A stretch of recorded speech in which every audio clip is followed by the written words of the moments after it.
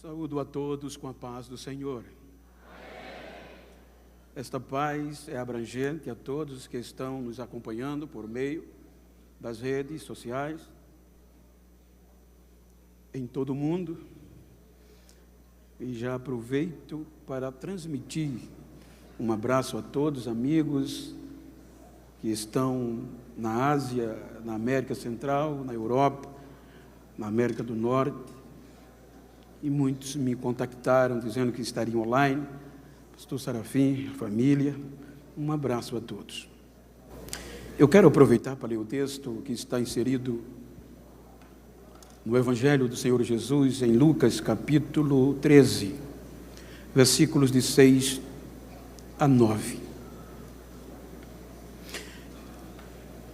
Eu estou usando a versão Peshitta, mas eu quero ler no telão para lermos em um só sentido.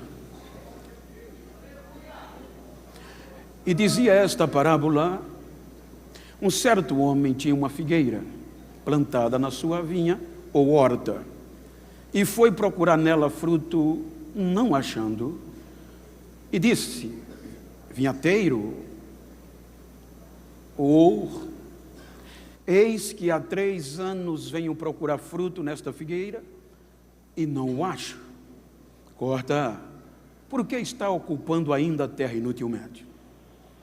E respondendo ele, disse-lhe: Senhor, deixa este ano, até que eu a escave em redor e a esterque. E se der fruto, ficará. E se não, depois a mandarás cortar. Amém? Permita virar as costas pela leitura, que o dali está muito longe.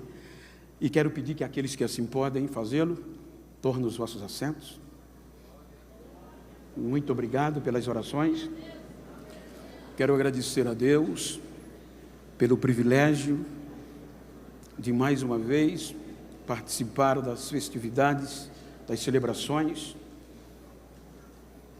dos Gideões, conhecedor da minha pequenez e a envergadura do evento. Quero agradecer esta confiabilidade ao pastor Niltinho, pastor presidente da Convenção Catarinense, com toda a diretoria, ao pastor Zilmar, com a irmã Inês, muito obrigado, pastor Adriano, irmã Roberta, em vossos nomes, externo a minha gratidão a toda a coordenação dos Gideões, toda a diretoria desta honrada igreja e, obviamente, a toda a membresia, toda a igreja. Muito obrigado. Quero agradecer a Deus e reverenciar os amigos, os meus pares que me antecederam, que irão me suceder na ministração da palavra. Reverencio-os. São homens que ontem mesmo à noite eu não dormi, porque está entre esses 50 relacionados. Eu não mereço isto e fiquei muito emocionado. Reverencio a todos e gostaria de abraçá-los, mas quero usar o nome do pastor Carlos de Jesus, sua família, para externar esta gratidão a todos os demais, aos amigos. Tem muitos amigos aqui presentes, os irmãos vão de entender, mas o pastor Jaziel, meu amigo, o pastor Alberto, pastor Fagundo e tantos demais, em nome deles, externo a todos os demais amigos, pastor Taranto, que Deus abençoe a vós, ao Murilo, com a irmã Cláudia, que sempre quando eu estou, eles cuidam de mim. Obrigado, amigos. E também agradecer aos meus pastores que permitiram-me estar aqui, pois eu não viajo, não saio sem a permissão deles. Como também quero mandar um beijo, um abraço para minha querida esposa, irmã Marilza, que não pôde vir. Eu peço até oração, que há cerca de 4 a 5 anos ela está em um tratamento de saúde, um cisto no cérebro, e não é aconselhável andar de avião, por isso que ela não tem me acompanhado, e faz uma falta danada. Quero mandar um beijo para ela, para minha família, como a todos os irmãos alagoanos. Queridos, eu quero fazer um pedido em nome de um amigo em comum que nós temos. Pastor João Aguiar me pediu para que fizesse um pedido a vós, que orem por ele. Tantos que estão presentes como os que estão nos assistindo, que ele está precisando de um milagre, que Deus intervenha na sua saúde. Queridos, tomando por base o texto, eu quero trazer uma mensagem neste culto, neste congresso missionário. E a palavra de missões, respeitando todos os pensamentos contrários, mas na minha visão ela é conscientização. E como a proposta temática está no tempo presente, colheita final, é impossível eu entender o presente sem me reportar ao passado. Por isso que eu quero, dentro da proposta temática, reportar-me ao passado. Quando nós analisamos entre as 3 principais árvores relacionadas na Bíblia, as mais relacionadas, está a figueira. E a figueira é símbolo de relacionamento. E dentre este símbolo de relacionamento, ela tem um papel importante para o tempo presente. E como eu estou proposto a me reportar ao passado, preciso usar Gênesis capítulo 6, versículo 3, para voltar ao início. Quando Deus diz que não contenderá o meu espírito para sempre com o homem. O interessante é que quando nós analisamos o nosso vocabulário, todas as palavras que terminam com AR, ER, IR, exprimem uma ação. Então, o contender quer dizer discutir a favor de, interceder por. Dentro do significado de contender está o pleitear. Pleitear quer dizer recorrer em juízo, pedir por, gemer por, pleitear. E quando nós voltamos ao início,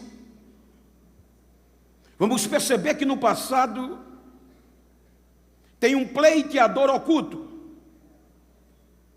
Pastor Reuel, se nós lermos, por favor, quando Paulo escreve a carta aos gentios de Éfeso, capítulo 3, versículo 8 e 9, ele fala sobre esse mistério oculto. Leiamos, por favor. A mim, o mínimo de todos os santos, me foi dada esta graça de anunciar entre os gentios, por meio do Evangelho, as riquezas incompreensíveis de Cristo, e demonstrar a todos qual seja a comunhão do mistério que desde os séculos esteve oculto em Deus, que tudo criou por meio de Jesus. Veja que o princípio, o início começa no Gênesis. Por isso que, como a temática dá num tempo presente, eu vou usar o tempo das dispensações. A primeira dispensação é a da inocência, o início, reportando-me ao passado. E neste tempo, porque a colheita final é um período de tempo, então no primeiro tempo, no primeiro ano, na primeira dispensação, que vai do capítulo 1 ao 3, o ápice da criação de Deus, aparece o homem, o ser humano.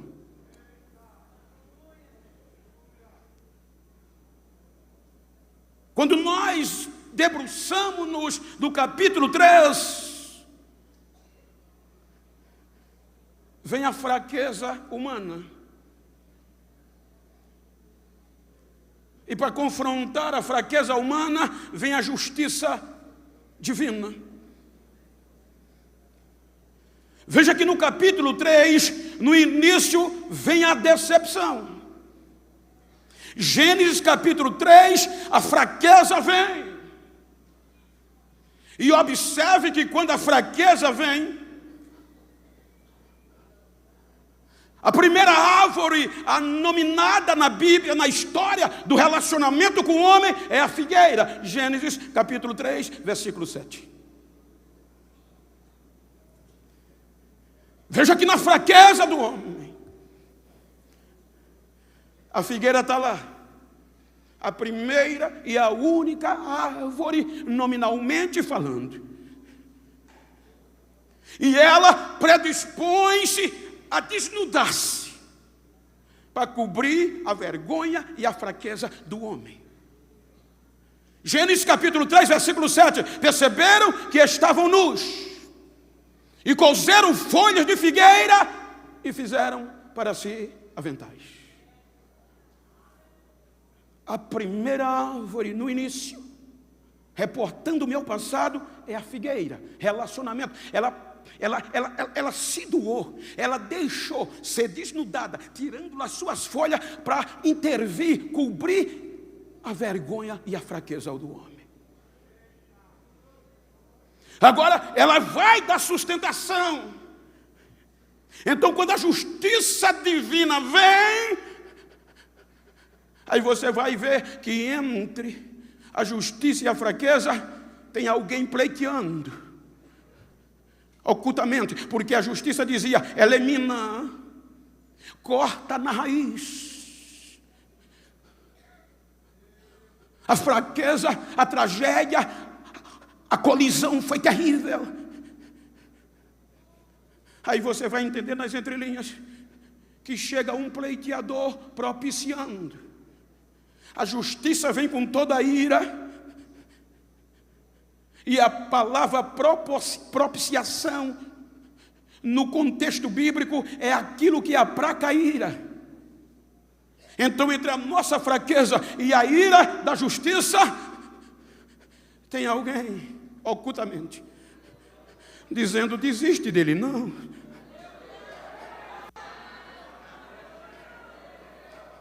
Então, a justiça não olha para a fraqueza, mas para o pleiteador, a propiciação.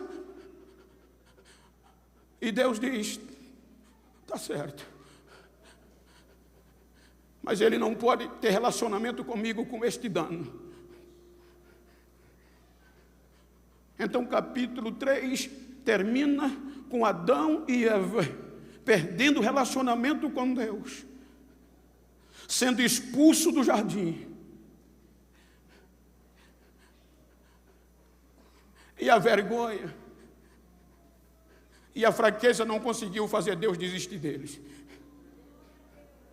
Observem que entre o capítulo 4, aqui termina o primeiro tempo, o primeiro período da inocência. O capítulo 4 vai vir o segundo ano, o segundo período, chamado consciência.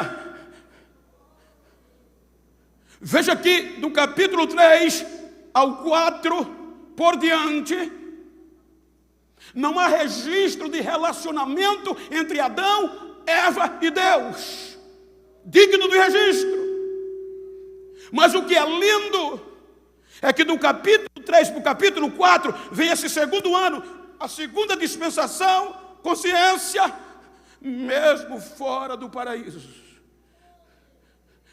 mesmo fora do jardim, mesmo sem a história registrar Adão e Eva se relacionando com Deus. No capítulo 4 começa dizendo: Adão conheceu Eva e ela concebeu e gerou um filho e chamou de Caim. Alcancei de Deus um varão.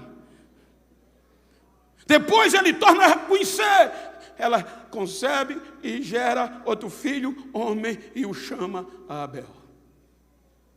Observem que há uma sucessão de tempo. O menino cresce, criança, adolescente, jovem, no mínimo, na nossa cultura, 15 anos,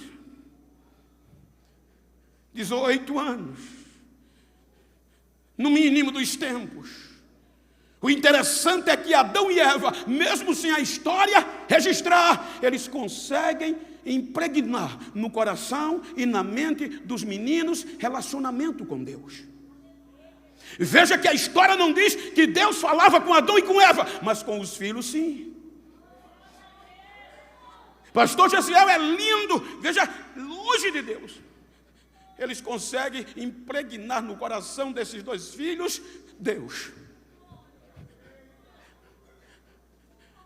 Começa o tempo, a dispensação da consciência. Abel é pastor de ovelhas do campo e Caim, agricultor. Veja que o relacionamento há entre eles e Deus. Entre a nova geração de um segundo tempo, de um segundo ano, de uma segunda dispensação consciente com Deus. Aí eles resolvem cultuar, adorar a Deus. Abel pega o melhor do rebanho e vai adorar. E oferece sacrifício a Deus e Deus aceita. A Caim pega fruto do campo e traz a Deus. E Deus não atenta, não olha, não recebe. Aí ele ira-se. Ele não entende, na nossa linguagem, fica beiçudo, revoltado. Aí vem Deus, no meio da ira dele,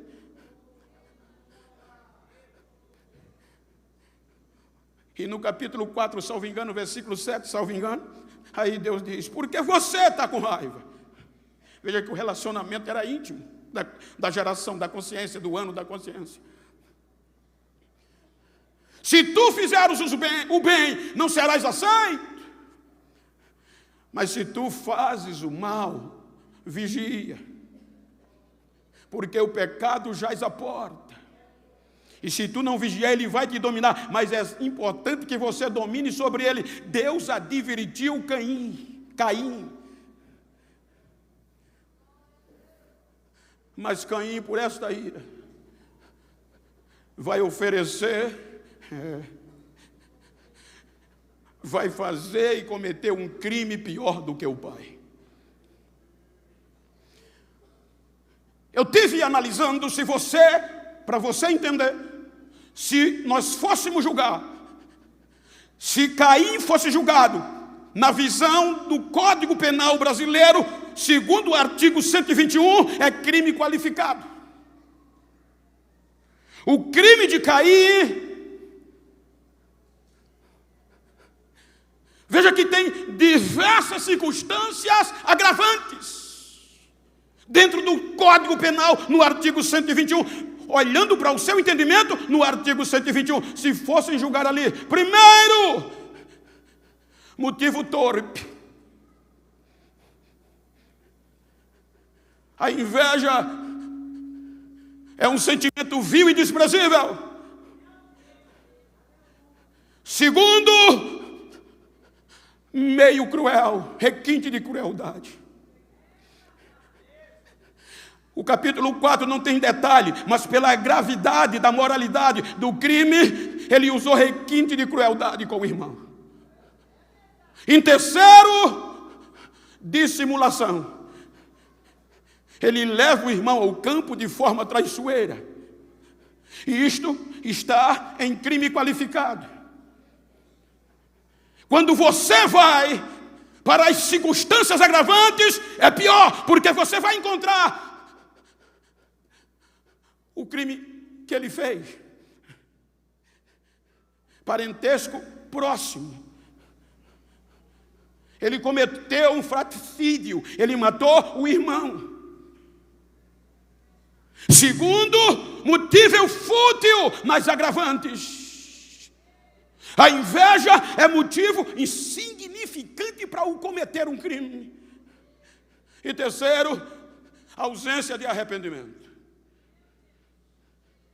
Aí o crime dele está enquadrado na visão do Código Penal brasileiro, só para você entender, no artigo, se ele fosse julgado hoje, 121 do Código Penal. Veja que quando ele comete o crime, a justiça vem da terra, o sangue de Abel que é justiça. Aí Deus aceita a denúncia do sangue e vem interrogar o fratricídio. E pergunta: onde está o teu irmão? Ele não se arrependeu, ele diz: porventura sou eu guardador do meu irmão, eu sei lá onde ele está. Não se arrepende. Se nós lermos o artigo 61 do Código, ele está falando da dosimetria do crime, da pena. Então, na ótica do Código Brasileiro, a dosimetria da pena diz que o crime de Caim, ele é de 12 a 30 anos de reclusão, no cálculo da pena. E na justiça divina, pelo sangue de Abel, é condenação eterna. Aí ele diz: eu sei lá. Aí Deus diz: o sangue do teu irmão está clamando a mim. Que é justiça.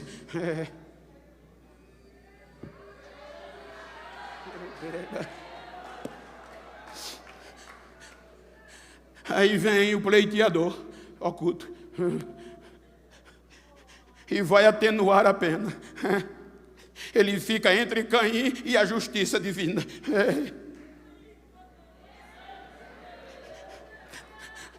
Faz isso não, desiste dele não.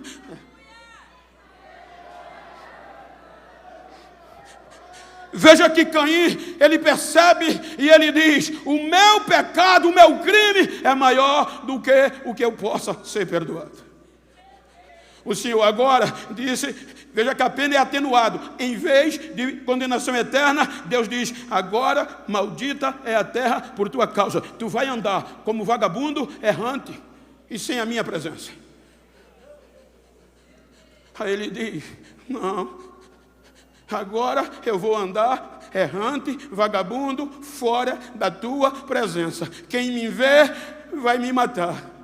Aí o pleiteador diz: diminui mais. Aí Deus diz: pronto, não é assim. Eu vou botar um sinal em você. Ninguém vai tocar em você.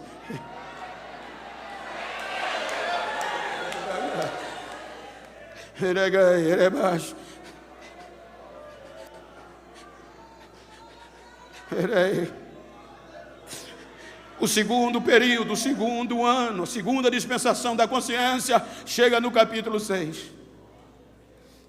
O capítulo 6 do Gênesis, a fraqueza atinge a todos os seres humanos. Degradação geral do gênero humano. Agora todo o gênero humano está sem relacionamento com Deus. Aí a justiça divina diz: não tem jeito, não dá para acreditar mais neles não. Faz alguma coisa. A justiça clama, aí Deus vem e diz: chega, eu vou desistir, eu vou dar fim, eu vou acabar com eles, com ele tudo que eu criei. Veja que há uma decisão judicial: eu vou dar fim. Então a sentença é condenação eterna. Quando Deus assina, aí o pleiteador vem, oculto, se põe entre a justiça e Deus e diz: desiste não.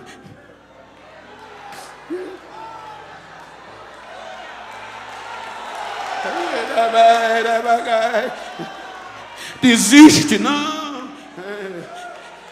Ele consegue atenuar a pena de novo. Aí Deus diz: está certo, mas o meu espírito não vai interceder, provocar-me, não vai defendê-lo para sempre. Vou diminuir, mas os anos dele de vida será só 120. Mas não condenou.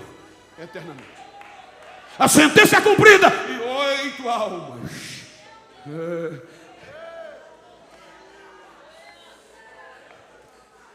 Recebe a graça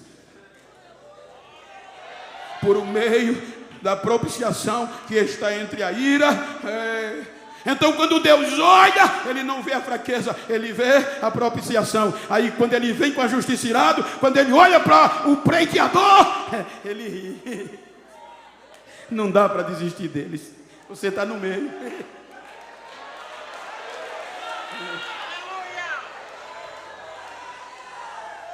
Termina o segundo tempo, segundo ano, segunda dispensação, segundo período de tempo, a consciência.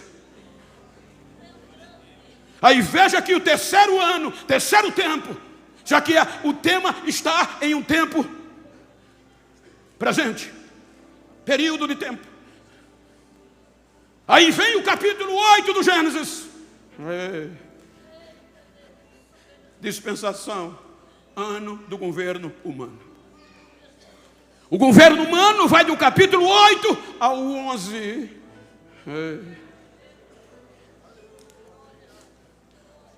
Aí agora tem um recomeço. Dentro, obviamente, eu estou usando o termo ano para dar sentido e o seu entendimento, mas dentro de um período, o terceiro período, a terceira dispensação, o terceiro ano, para melhorar o seu entendimento, é o governo humano. E como é que eles terminam? Sem relacionamento.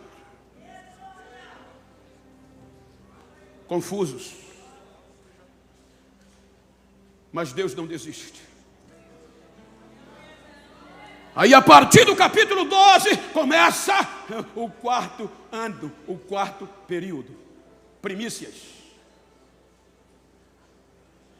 A partir de aqui, começa o período, a dispensação da promessa, que vai de Abraão a Moisés. Então veja que é no quarto período, no quarto tempo, na quarta dispensação, que o ser humano vai ser consagrado a Deus. Por meio da circuncisão. Os 3 anos passados estão lá. Mas os 3 períodos, os 3 anos primeiros, incircuncisos. Não consagrados a Deus. Agora vem o projeto de resgate.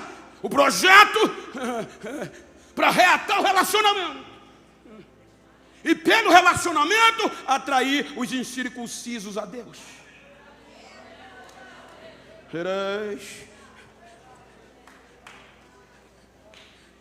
Aí Abraão é consagrado a Deus. No quarto ano, na quarta dispensação, as primícias do projeto é para louvor de Deus. Quando chega Moisés, vem o quinto período, o quinto ano, a quinta dispensação da lei. Você vai ver que Abraão, até Moisés, ele foi preservado. O pastor falou já está, o pastor Osiel falou ontem. Abraão teve medo da morte e ele disse ontem que quem tem medo da morte não é apto para o projeto. Ele entregou Sara ao outro com medo de morrer. O pastor falou hoje. Mas veja que você sempre vê um pleiteador. Abraão, anda na minha presença. Alguém intercedeu, alguém contendeu por ele. Oculto. Aí vem o quinto período, a lei. Agora entra Moisés com Israel. Aí quando vem o quinto período, aí é o quinto ano, aí Deus separa os 3 últimos dos 3 primeiros, incircunciso. Põe aí, Levítico capítulo 19, versículo 23 a 25. Olha o que é que Deus faz. E quando tiverdes entrado na terra, e plantardes toda árvore de comer ou de fruto, se vos há incircunciso o seu fruto, 3 anos. Vos será incircunciso, dele não se comerá. Porém, no 4º ano, é quando começa a dispensação da promessa, a consagração a Deus, a primícia a Deus. Por isso que o Shavuot começa aqui. Porém, no 4º ano, todo o seu fruto será santo, para dar louvores ao Senhor. No 3 anos, ele não colhia. No 4º ano, procurava fruto, colhia, e o fruto, primícia, é para Deus. Para quê? E no 5º ano, comerás seu fruto, para que vos faça aumentar a sua produção. Eu sou o Senhor, vosso Deus. Então, no 4º período de tempo, no 4º ano, na 4ª dispensação, era que eles poderiam procurar fruto para dar as primícias a Deus, não para comer. É o período de Abraão, as primícias do projeto missionário. Agora, no 5º ano, a ordem era: agora vocês podem procurar fruto. E comam, para que ela produza mais ainda. É o período da lei.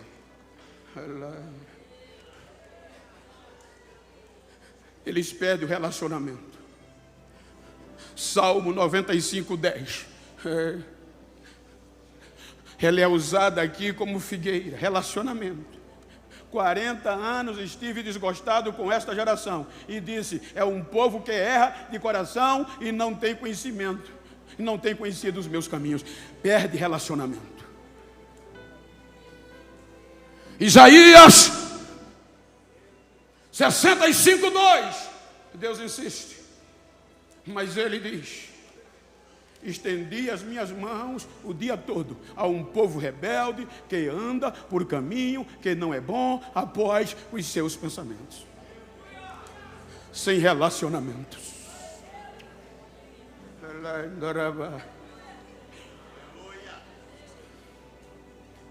Aí vem o penúltimo dos profetas do 5º ano, do 5º período da 5ª dispensação.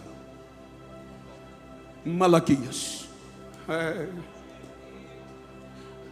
Olha o que Deus faz.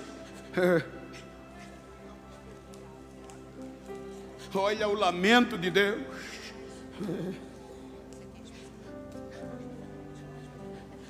Porque perderam o relacionamento. Malaquias capítulo 1 é relacionamento.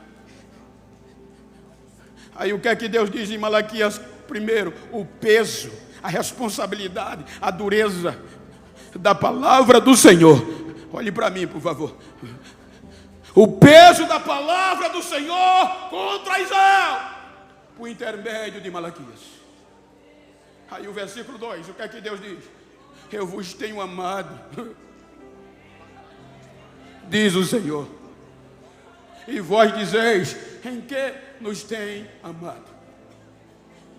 Aí Deus diz: eu odiei Esaú para amar vocês.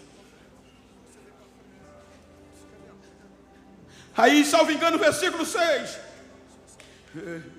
o filho honra o pai, o servo seu senhor. Se eu sou pai, onde está a minha honra? E se eu sou Senhor, onde está o meu temor?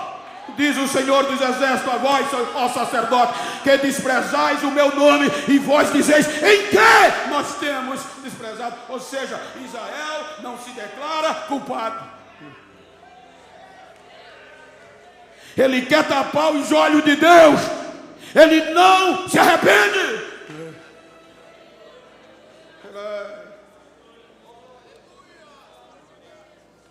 O 5º ano, o 5º período, o 5ª dispensação, a lei. Aí veja que o capítulo 4 de Malaquias, versículo 1, Deus vai tratar com a árvore. Porque eis que aquele dia vem ardendo como fornalha. Todos os soberbos e todos que cometem impiedade serão como a palha. E o dia que está por vir os abrasará, diz o Senhor dos Exércitos, de sorte que não lhes deixará. nem raiz, árvore, nem ramo. Deus diz: vou cortar, porque se cortar no tronco, deixa a raiz, ainda floresce, mas se cortar a raiz, acabou. 400 anos depois de Malaquias, vem o último do profeta do quinto ano, João Batista. E como é que ele começa? Arrependai-vos. O machado não está no tronco, porque o machado já está na raiz.